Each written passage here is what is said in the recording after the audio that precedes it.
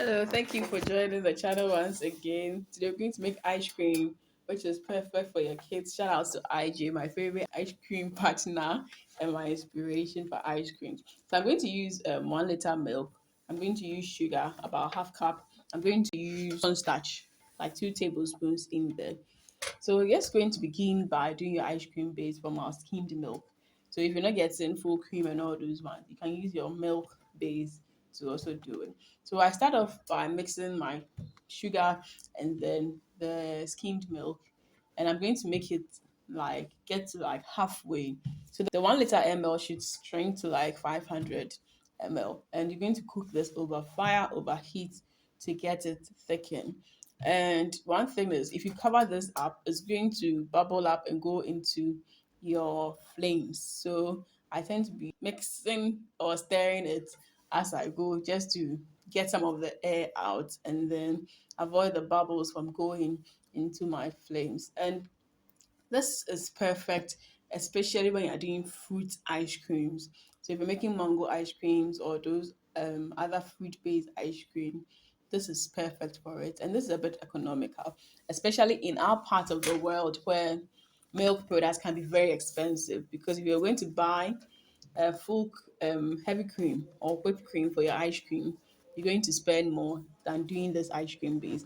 So once it thickens to this level halfway, I'm now going to mix my cornstarch, which is 2 tablespoons, with water, and then I put it in there. You don't put this in early, else it's going to turn like cuckoo. But then once you put it in late, you're going to get a very good blend. And you realize that it has all of a sudden thickened the ice cream base so well. And I'm just going to put that aside and let it cook. So for my first recipe, which is my mango based ice cream, I had mango, I had banana, I added in some peanuts as well. So because it's frozen, that's why I see the banana a bit brown.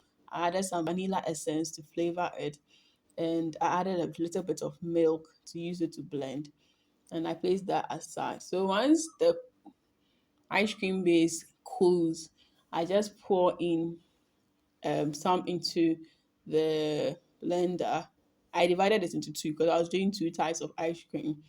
I divided into two and I placed that in. Then I placed my blended fruit base, which is the mango banana um groundnut paste, and then my essence. So I blend this till it is very, very, very, very smooth.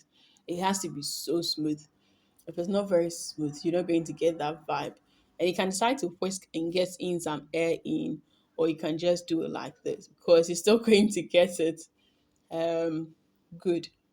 Yes, so I tend to just blend and get it very smooth, and it goes into the freezer. The next one I did was with banana. So that one I used a bit of my milk as well.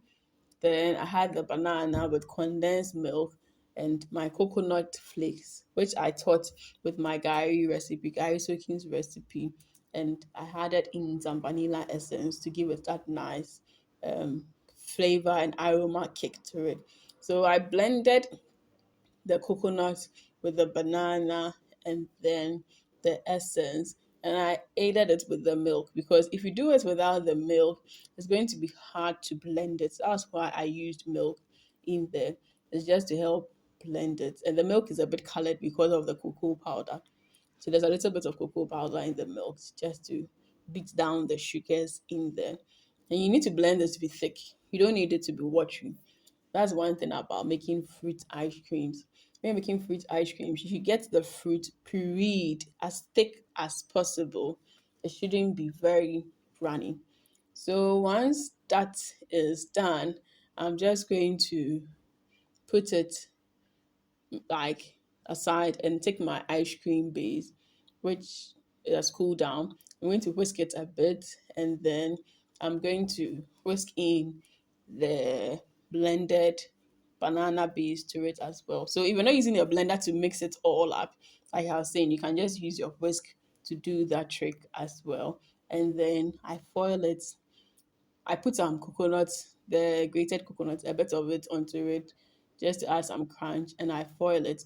The reason you are foiling it is when your lid gets sweaty, it can drip onto it and it's going to look some way. So that's why we foil it.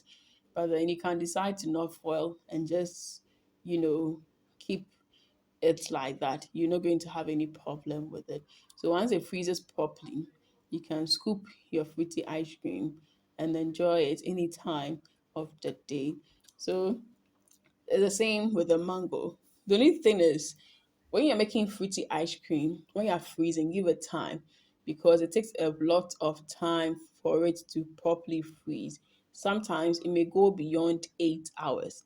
And some also recommend you freeze the ice cream base, then you blend it up before you use for your ice cream. It depends on you, the time you have at your disposal, and then how well you do all the mixes. So this is how I make my fruit ice creams, and I hope you did enjoy it. I hope you try some for the kids at home and for yourself. Pamper yourself and give yourself the ice cream treat. So I see in the next food video, you can support the channel with your views, like, subscription, and sharing to others. Most importantly, let's see you in the next food video. Lots of love from my team and I. Mwah.